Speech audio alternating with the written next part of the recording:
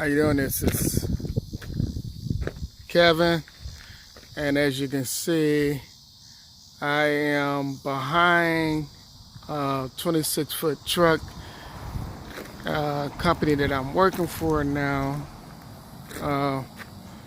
and as you can see, it's a 26-foot truck, a pretty big truck, and what I wanted to do is. Once again, I can't go in details of the company that I work for in terms of conflict and also um, the respect of my employer. But what I will like to tell you is that I am downstate, Illinois. Drove down here. It took me about 6 hours to drive down here. And as you can see in the background, there's a lot of trees and a lot of buildings. I am down in what you want to say, Springfield, Illinois, back in this area. And what I want to say is that, guys, is that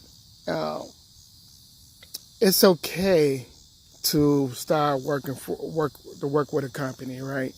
To get your feet wet, And I've heard that other people that have been successful in this business. What I will like to tell you is, it's tough now.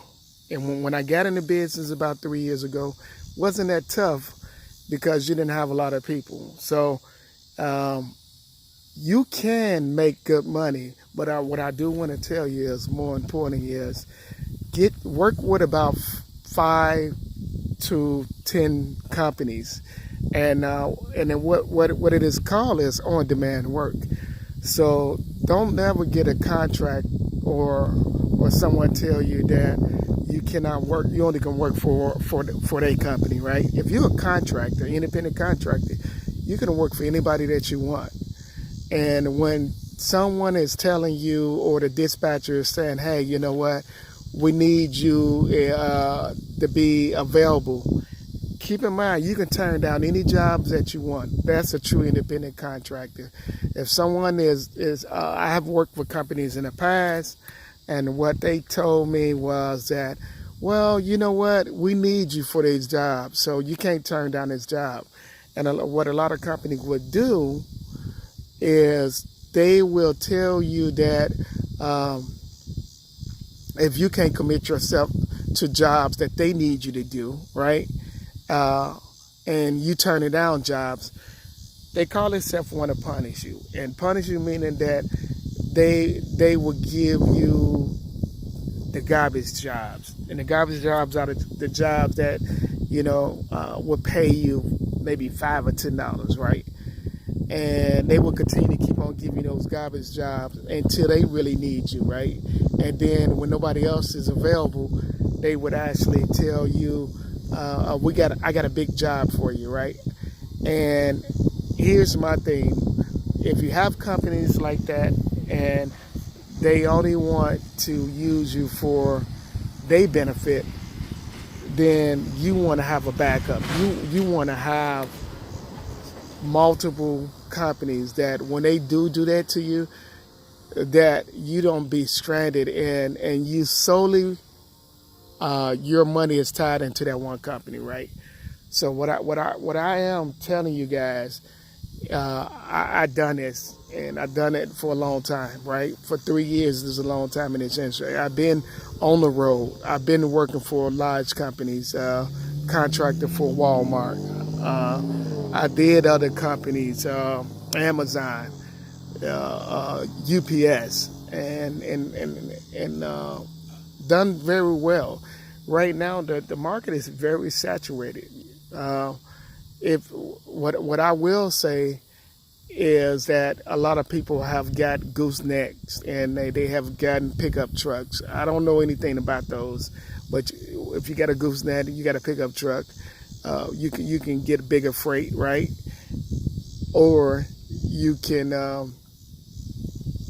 haul cars, right? But you're gonna have to have certain license. People say you don't have a license. Yeah, you do need to have a Class A license, if I'm not mistaken, or B license, because once you go over the 26,000 pounds, if you are hauling, keep in mind, right, that is a different class of license. So when someone tell you that you don't need a license, that's not true. You get pulled over by the state trooper, you don't have the right endorsements and classification on your license, you will be put out of service, and you won't be able to haul that product. And now whoever you're working for, what contract, now you have cost them some money, and a lot of times they can try to come back out after you because they freight is being delayed, right? So that's something that you definitely want to look at, right? Before you start doing that, if you want to go that route. Now, I'm not saying that you can't make money driving a van. You can, you know what? You can, if you don't have a problem going on a road, you can get contracts that pay you anywhere from 25 to three grand a month easily. But if you're not willing to do 400 or 500 miles a day, that's where the problem is going to be at in terms of really making a living, right? You can work with companies out there that they call expedite, or what they call same day shipping, right? You can work with those companies, but keep in mind, you're going to be competing with a lot of other drivers out there that's doing that as well. So I decided to go this route, working with a company, getting benefits, getting 401k, getting health insurance, getting life insurance, and learning this business. And eventually, what I would love to do is rent up my own warehouse, and then I can have my own logistic company where companies 18-wheeler can drop products off at my dock, and then I can hire other drivers to distribute those products on the same day or the next day. That is the key. But keep in mind, guys, you can make a lot of money. You can work and get subcontractors, right? You can be the contractor, and then you can get other people to work for you as a subcontractor. It's so many different avenues. And keep in mind, I'm going to continue to keep doing these videos, and I'm also continue to keep working part-time at the end of the day, or on the weekends, to pick up other opportunities so I can continue to make these videos. Right now, I'm kind of tired, guys. I wanted to give you a heads up because I haven't made a video. I wanted to show you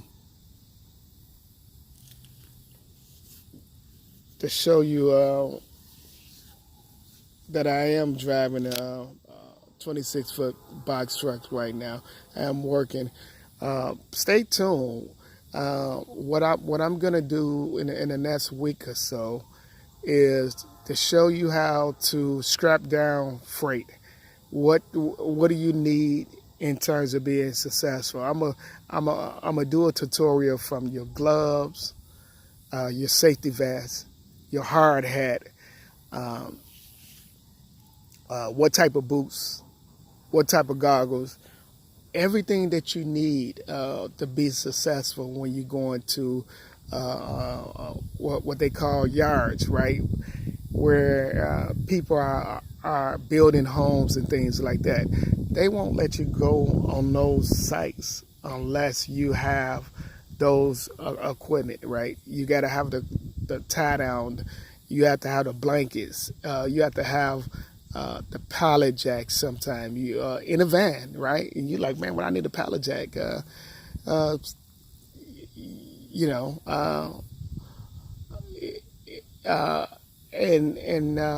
haven't had to use a pallet jack, but some companies also want you to have a ramp.